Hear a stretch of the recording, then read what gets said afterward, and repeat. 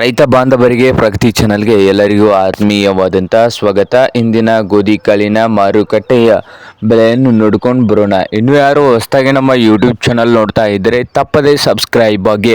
ನಾವು ಪ್ರತಿದಿನ ಮಾರುಕಟ್ಟೆಗಳ ಬೆಲೆಗಳ ಅಪ್ಡೇಟ್ಗಳನ್ನ ನೀಡ್ತಾ ಇರ್ತವೆ. ಚಾನಲನ್ನು ಈಗಲೇ ಸಬ್ಸ್ಕ್ರೈಬ್ ಆಗಿ.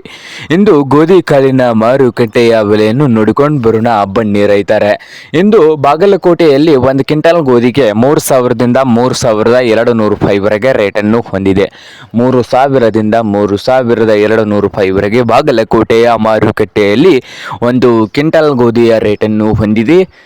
ಹಾಗೆ ಹುಬ್ಬಳ್ಳಿಯ ಮಾರುಕಟ್ಟೆಯಲ್ಲಿ ನೋಡೋದಾದರೆ 2,000ದಿಂದ 2,900 ರೂಪಾಯಿವರೆಗೆ 1 ಕ್ವಿಂಟಲ್ ಗೋಧಿಯ ಬೆಲೆಯನ್ನು ಹೊಂದಿದೆ.